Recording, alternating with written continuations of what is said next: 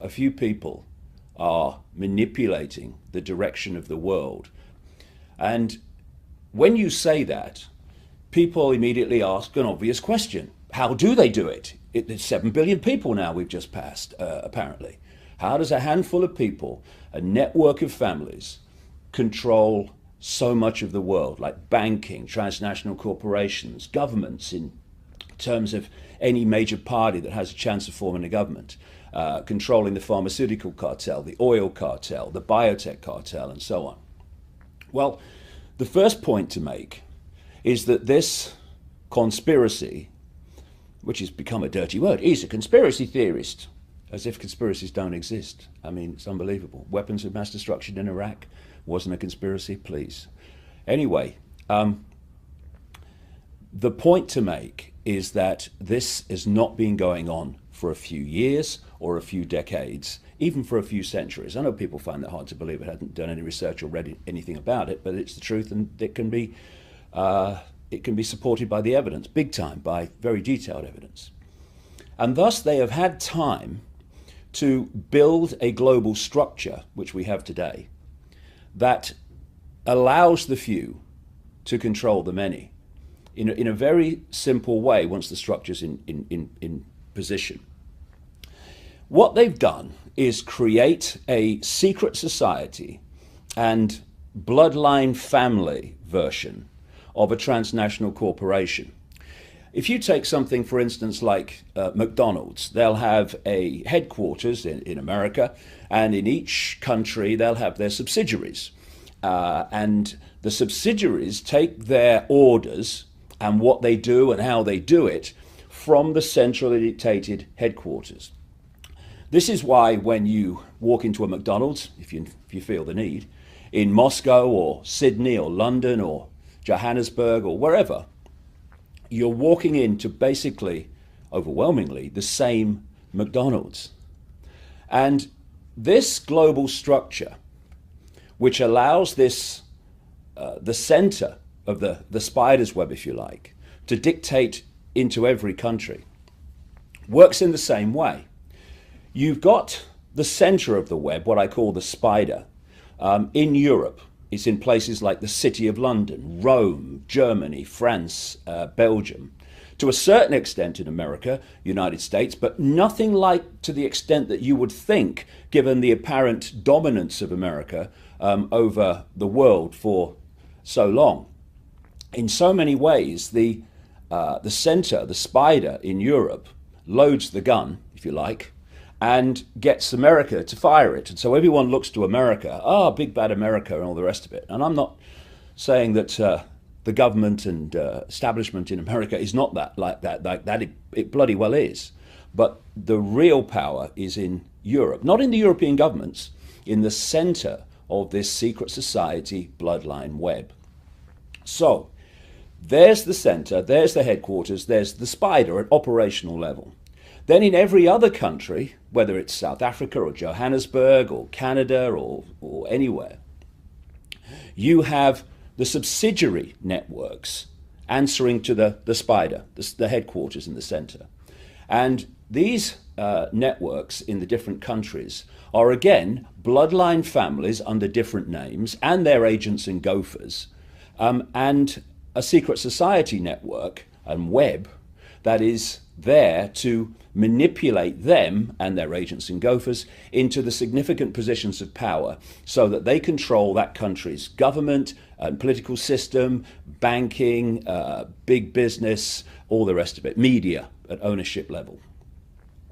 And so the national subsidiary web in each country, just like McDonald's, carries out the policies of the spider at the center.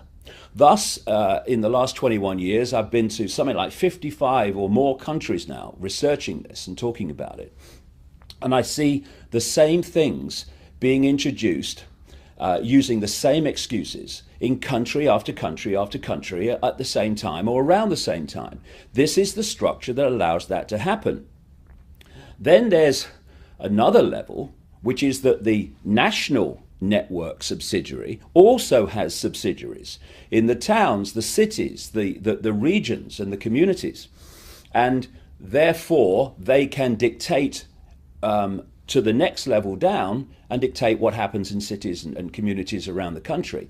And in this structure, it means the spider at the center of the web can, through this structure, manipulate down into local communities in country after country after country.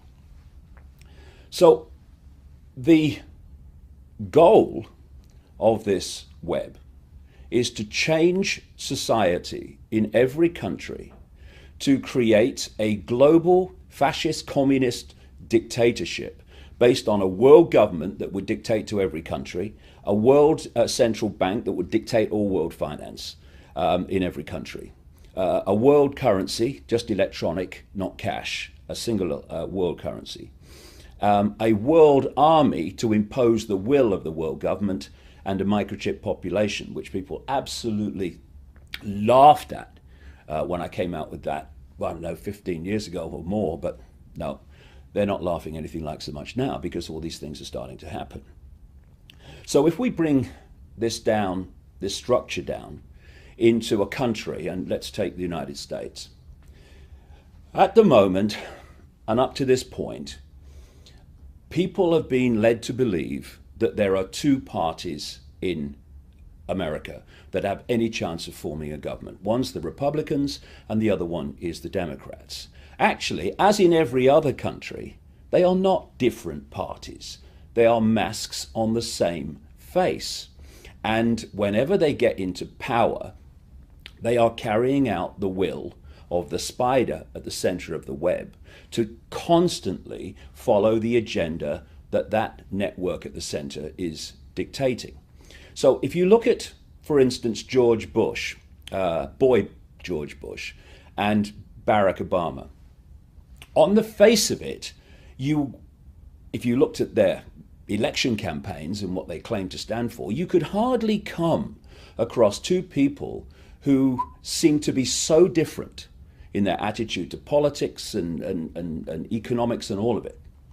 But actually, as we've seen with Obama, and for all his lies and all his mendacity, he has done us a favor in a sense, because he was so extreme in claiming to be different, in claiming to want to bring about change, that the fact that he's been business as usual and then some has really emphasized, more than ever before perhaps, for large numbers of people, that actually there is no difference.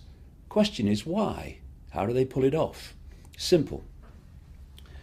If you look at boy George Bush during the period of 9/11, the Iraq invasion, the Afghanistan invasion, etc., he was demonstrably controlled one step back by a group of people that were widely reported, even in the mainstream media, which became known as the neocons or neoconservatives. These are people like Richard Pearl, William Crystal, and Paul Wolfowitz, and all that crowd. And therefore, he had his policies and what he did driven by that network. Over on the Democrat side, now Obama, of course, behind him are a group of people, a kind of Democrat mirror of the Democons, who I call, or the neocons, which I call the Democons. And the Democons are people like Rahm Emanuel, who was the White House chief of staff in the early time of Obama, when the policies were getting put into place that have played out since. There are people like George Soros, the Rothschild bagman billionaire, who is one of the major manipulators of people's revolutions through a network of trusts and organizations that he has, like the Open Society Institute and the International Crisis Group. There's another guy called Zbigniew Brzezinski in the Democons, who was Jimmy Carter's national security advisor and is very, very much a massive insider. That's why when you read Brzezinski's books from 1970 and since, you're looking at the world we're in now, because he knew it was coming. This is the point, however, in the one-party state structure.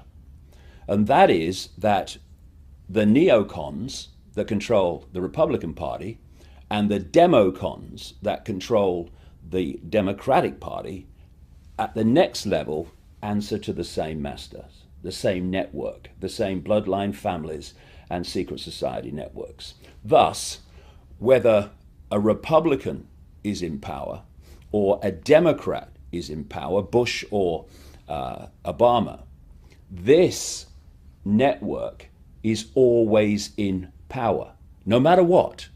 This is why, and this, I'm describing the American situation here, but I'm describing what happens in every other country, whether it's Britain or France or anywhere. And what it means is that whoever is in power is controlled by this force, and therefore they advance the agenda of this force, which is the incessant centralization of power in every area of our lives, for a simple reason that the more you centralize power, the more power the few have over the many. And when you concentrate it on a global level, obviously you're giving power over everyone on the planet to this cabal, this network, which is why they want world government, world central bank, world currency, world army. And so how it works is this. You have an election campaign. Now, this is a big thing that I suggest that these the occupation groups around the world, fantastic, but we need to understand what's going on if it's going to be most effective. One of the things I would suggest they need to put on their agenda is the end of no contract government, no contract politics. And what I mean by that is this. What happens at the moment is someone will come along and tell you in an election campaign what they think you want to hear to vote for them. Like Obama, I'm closing Guantanamo, I'm doing this, I'm doing that, none of which has happened because it was never intended, and he knew it wasn't going to happen, but he needs to tell you what you want to hear to vote for him. I'm speaking at the moment, just before I'm in Melbourne, Australia, just before I'm leaving Australia after a speaking tour here.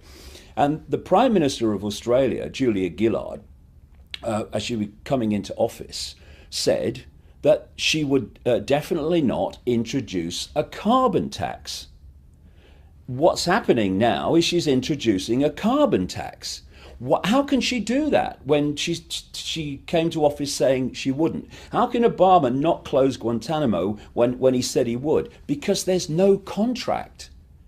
And until there's a situation where if someone says, for instance, there will be no carbon tax, there cannot, by law, be a carbon tax until there's been another election at which the person has said, well, actually, if you vote for me, there will be a carbon tax.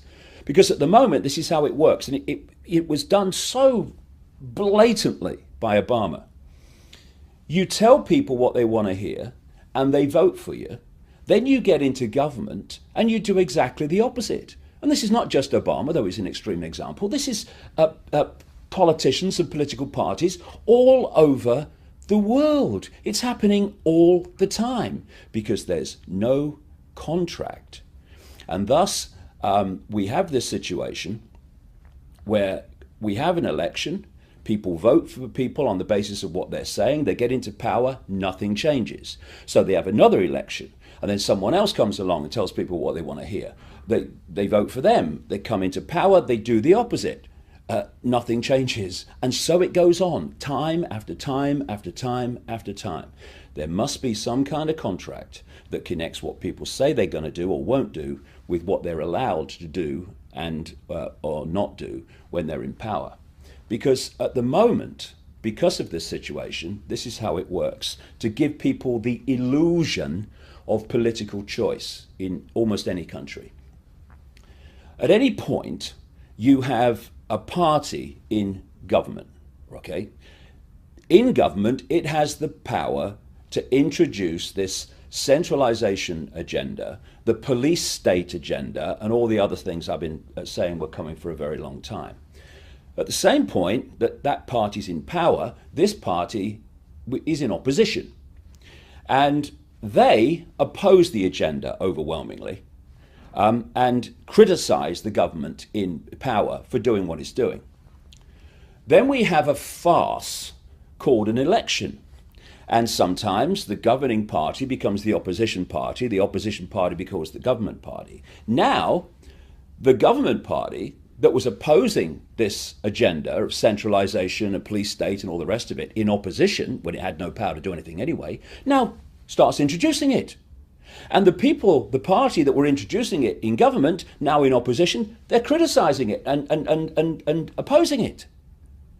And this is the scam that goes on being played again and again and again, decade after decade after decade, where the common theme is whichever party's in government introduces the agenda. Why? Because oppositions have to oppose to give the illusion of choice. You have no choice in politics. They're masks on the same face. And also, because they want the agenda introduced, any party in government introduces the agenda because, go back again, through the groups that control the individual parties, they answer to the next stage, which is a network that controls both parties. Party politics in general has been a cold, calculated scam to allow the few to control the many. Because when people started to rebel against the overt dictatorship of royal bloodlines and stuff like that, although those bloodlines still exist, but lots of them now wear dark suits and run politics and banking and business and all the rest of it. But there was a chance at that point where there was this rebellion against royal dictatorship, where we might have a political system where people voted for individuals on the basis of their character, on the basis of their genuineness, and on the basis of what they genuinely wanted to do for the benefit of people. Now, this is the cabal's worst bloody nightmare. So what they did was create a party political structure. Isn't it funny when you think about it that there's 7 billion people on the planet, there's all these different countries with all this potential for uniqueness in the way that the countries are run and governed and things are made to happen. And yet, everywhere you go, you have political parties. Is that the only way we can think about structuring politics? No, it's not. But it's the only way, or the best way, to control politics in every country, because it works like this. I talked about the spider's web, the global spider's web, but you can also symbolize this very, very well and accurately as a pyramid, a compartmentalized pyramid, where at the capstone at the top you have a tiny few who dictate to the whole pyramid. And lower down in the pyramid, where more and more people are, the further you come down from that capstone, those people, although there are more and more of them, they know less and less and less about what that organization's about, what its goals are, what its intentions are. The only people that know how that whole pyramid fits together are the few at the top. And these pyramids mean that within them are large numbers of people in ignorance of the real goal and intention of the organization they're involved in, be it a political party or whatever, or a bank, a university, or whatever, the government. And through compartmentalization of knowledge, you're only allowed to know as much as you need to know to make your contribution. It means that people are making contributions to these sinister pyramids that wish to enslave humanity without having any idea that they're doing so, because they don't know how what they're doing in apparent innocence connects with them and them and them and them, all working in apparent innocence. But when you fit it together, it's anything but innocent. Only the few at the top know that. This is how these pyramids operate. And so political parties are pyramids, compartmentalized pyramids. And they're run by very, very few people. That's the idea. That's how you control political parties. So if you say you want to run for, you want to be a member of parliament in Britain, to do that, you have to be chosen by the party to represent them at an election. Because if you stand as an independent, very rarely someone might slip through, but it's very rare. If you're not a part of a political party with that structure, that funding, that access to publicity and promotion, you've really basically got no chance. This is how they've stitched up politics. So to get into the political party, to become a politician, you have to pass the interview.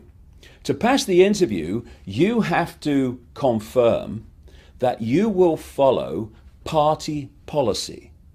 And that party policy is decided by the very few at the peak of the party pyramid. So you get through that stage, you stand for parliament. You then tell people what you think they want to hear, in line with the centrally dictated campaign themes that you're told to promote and to emphasize. And you get elected, and you become a member of parliament, like a member of Congress or anywhere else around the world. Now, if you are going to progress through that party into the hierarchy that runs it, and if it gets into government, to become part of the government, you have to spend your time voting in Parliament on the basis of what the party hierarchy, the tiny few, are telling you you must vote for or vote against or whatever. Because if you don't, then you are not going to progress in that party. And it's staggering that in what we call democracy, although democracy and freedom are supposed to be interchangeable words, like hell they are, but we have this situation in what's supposed to be a free political system, where we have these whips. And the party whips are there to threaten, cajole, and sometimes bribe members of the party that don't want to vote with the party's diktat in a vote, to do that, to go against their own convictions and what they feel is right, and just go with the party line.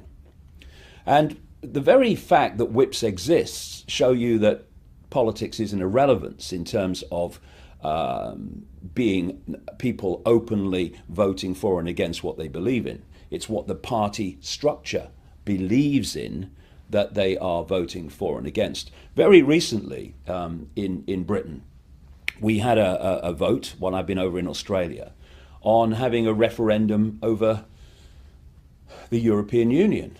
And lots of people in the Conservative Party, the governing party, were in their hearts wanting to vote for a referendum.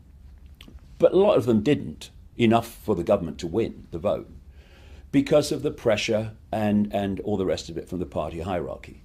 So thus, the party political system is not, and its very structure from the start has never been about representing the interests of the people. It's about each party representing the interests of the tiny cabal at the top of the party hierarchy, which, let's go back again, then answer ultimately to the same force. This is why when David Cameron came in as Conservative Party Prime Minister of Britain, he's gone against all the stuff that he said he would do, a vast amounts of stuff he said he would do when he was campaigning for office. And he's just become a Tony Blair Mark II, as he will always going to be, because like Blair, he represents the same cabal and thus the same agenda unfolds. So, yeah, what we're seeing is America being systematically destroyed. And people would say then, why would Americans like Obama and the Democratic Party and the Bushes and the Republican Party, why would they systematically destroy America? Because they're not representing America. This is the thing to get over, and it is so important that the Occupy protesters understand this. This is not about representing America. They're representing this cabal that dictates to both parties. And that cabal does not want America to prosper. It wants it to be destroyed for a simple reason. When you are seeking a world government dictatorship to dictate to every country, you cannot have superpowers that have the financial and military might to say no to you. So what's happening systematically, it's been going on for decades and more, is the American economy has been targeted. And this is why it's in catastrophic disarray. It's because it's systematically been made to be like that. I mean, here's a few questions here. Why would governments that really wanted the best for America allow a situation where enormous numbers of American jobs, particularly in manufacturing, but other areas too, are outsourced to places like China using slave labor? I mean, first of all, at both ends of the situation, you'd say if you were a government worth the name, with a heart, involved at all, we are not going to have, first of all, American jobs taken away in this way because it's harming American people, and we're not going to have them taken away to exploit in sweatshops and slave labor Chinese people and other people in the Far East. But they do it. And the irony is that having done it, having destroyed so much on purpose of the American industrial manufacturing base, America's now cap in hand to China for money to keep going because it can't pay its way. Why? Why would anyone who cares about America bring that situation about? Because they don't. And then you look at what's happened in the financial situation where the privately owned Federal Reserve, Rothschild-controlled privately owned Federal Reserve, through people like Bernanke, have hosed trillions and trillions and trillions of dollars at banks and other financial institutions, not just, my goodness, in America, but around the world. And where is it? It's just like disappeared. Abracadabra. And America's now stuck with this fantastic debt, and the people are stuck with somehow paying it back, which they never will because the American economy will collapse before then, exactly as it's supposed to do. Why would anyone who cares about American people be hosing this money everywhere while people are in tent cities? Because that is systematically further destroying the American economy. And that's the game. Another question. When people are in tent cities, when they're in terrible, terrible financial trouble, they're losing their homes in incredible numbers, why would the American government be spending all added hidden costs in there too, in excess of $1 trillion a year on the military to go and bomb civilians in increasing numbers in other parts of the world? Why would they do that? Answer: the American military is not the American military. It's not serving the interests of America, clearly not, with more than $1 trillion a year going out. It's the cabal's military, which is controlled through the cabal-controlled American government, no matter which party's in power. That's why Bush goes to war abroad, and then in comes Obama, the so-called peace candidate, and he goes to war abroad in exactly the same way, because they're following the same agenda. And what is happening is that the American military, and that in excess of $1 trillion, is being used to advance an agenda in the Middle East and Africa and other parts of the world that the cabal that controls both parties has been following for so long. I mean, if we do not get to that point where we understand that America is a one-party state, Britain is a one-party state, etc., etc. And in fact, when you take the spider's web global construct that I started talking about right at the start of this, we live, in effect, if you get to that level, in a global one-party, one cabal state. It is absolutely vital that we understand this and realize that politics is not the answer. In its present form, will never be the answer to what is going on. We have to do it. We, the people, have to do it, because politicians are there to do the very opposite of what's good for people. Thanks for listening.